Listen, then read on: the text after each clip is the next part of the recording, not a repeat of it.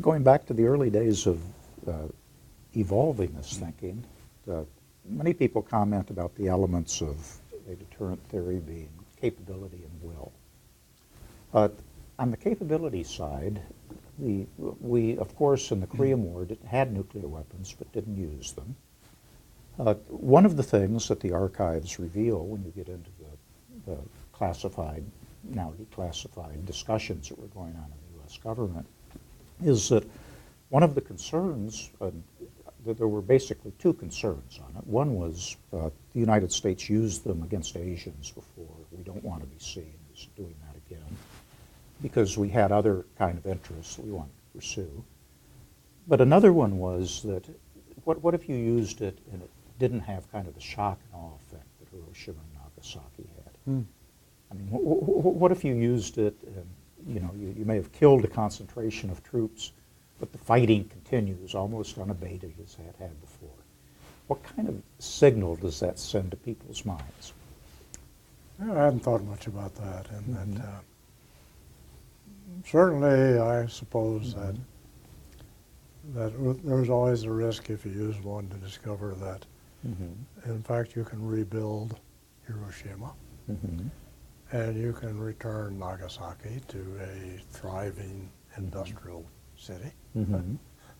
So it seems to me there's already the demonstration out there that the use of a few nuclear weapons is not the end of the world.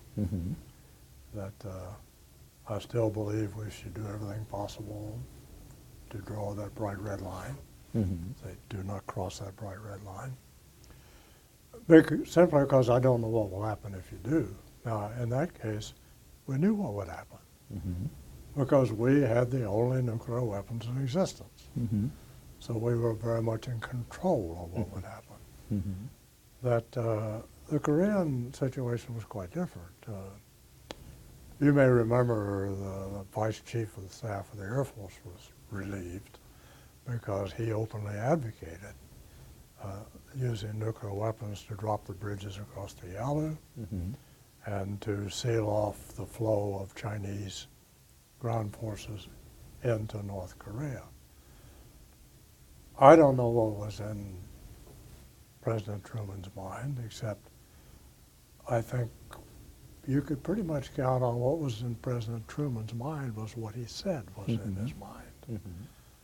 And he simply, he thought that that was an escalation that we couldn't control. That it would not settle the real issue. It would create a whole new set of issues. That the military leadership, probably up until the 80s maybe, tended to think in terms of winning as what happens on the battlefield. It wasn't until the 80s that military leadership began to think winning in terms of the political outcome. And I'm using the term political in a very positive sense. That you have a set of national objectives which the military objectives have to serve. And I think President Truman felt very strongly that even if using nuclear weapons, or even if you allowed General MacArthur to do what General MacArthur wanted to do, even if that produced a military victory, it would also produce a political situation that we would not be able to deal with.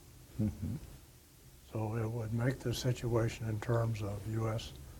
national interest worse, not better.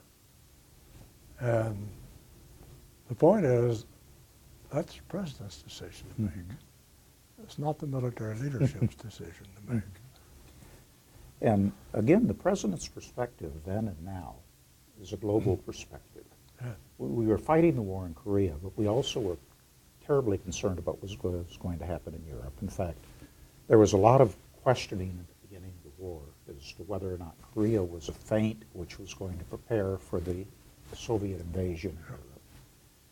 And so in terms of how the nuclear weapons had to play in it, of course, the size of the stockpile was highly classified in those days. Much of it is still classified today, but we now know it was extraordinarily small compared by today's standards. There was the concern about the commitments you had in Europe if you used the nuclear weapons in Korea and then found that you needed them in Europe.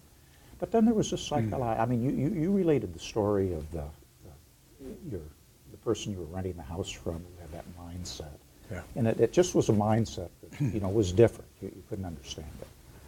One of the mindsets that's been recounted about many Europeans in the days right after the Korean War, when all these concerns about what's the next shoe that's going to fall, getting down to the level almost of the kind of person you were talking about was, they would look at the force comparisons that you had, say, one NATO division, 50 Soviet divisions, unbalanced. Yeah. One NATO division packed by nuclear weapons, 50 Soviet divisions. Well, I don't know. So there always was that element that was in it too.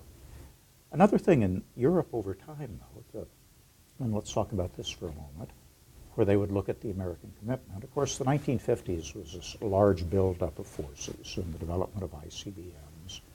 And now the United States was held at risk in a way that it wasn't before by Soviet nuclear weapons. And so there was this large concern that the United States, if it chose to fight a nuclear war, would only fight it on European soil. That, the Soviets and we could destroy Europe, but we would not destroy one another in the process of doing it. Yeah. And that would de-link America from its allies. Say a word or two about that. Well, I was certainly aware of those discussions, but I don't think we ever took that seriously. And again, it's back to the point of when you embark on a level of conflict that you have never experienced. By the way, I recall that a president once told a very vocal military leader who said, I have fought just as many nuclear wars as you have. Well, there's a point there. When you embark on a level of conflict in which you have no experience, none whatsoever, and you're dealing with a set of leaders whom you have not had 50 years, we thoroughly understood Joseph Stalin. That we had had years and years and years of very deep study by people who devoted their life intellect to understanding Joseph Stalin and the Soviet leadership. So we had a very deep understanding, and we could predict Joseph Stalin and most of his successors, except possibly Andropov. Anyway, we don't imagine we have that elsewhere. That in the first place, you can't gain that kind of leadership, that kind of understanding of Chinese leadership, because they don't last that long. I mean, they have this succession thing. What a strange concept. Certainly nobody can claim they have this kind of understanding of Kim Jong-un or his father or his father's father. So the idea that I can decouple a nuclear conflict involving great powers, I can reduce that to a theater conflict. I just don't think anyone that I know really thinks that's a credible, achievable set of conditions. Anyway, so if you say, well, how do we get into these conflicts? We had a very clear strategy of containment. We really did. And we really understood that. And it was containment of the Soviet Union. It wasn't containment of China. In fact, we allied with China in order to serve our purpose of containing the Soviet Union. So that policy of containment was very clear, but then we had all of these other issues. And if you were asked me to explain what was our motivation and all these other issues, I would have to tell you I'm at a loss. I'll relate to you that I was having a conversation with the Chinese foreign minister in Beijing probably 10 years ago, maybe a dozen years ago.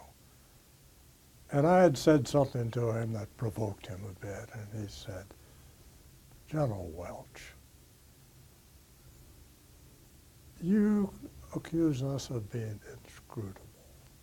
I said, "We are not inscrutable. You are inscrutable." He said, "You announced you had no interest in the Korean Peninsula. The North Koreans believed you, and look what happened. You threw everything you had at them." He said, "You announced you had no interest in the Taiwan Straits. We believed you, and soon there were 2 carrier battle groups in the Taiwan Straits." And so he said, "So we never know how you will respond to almost anything."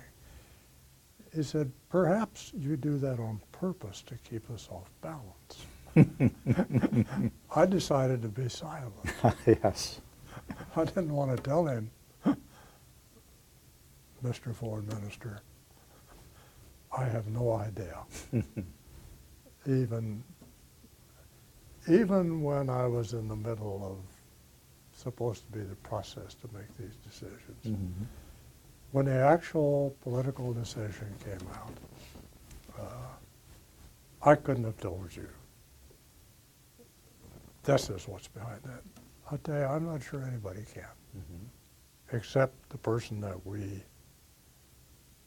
empower to make those decisions. I'll stop there.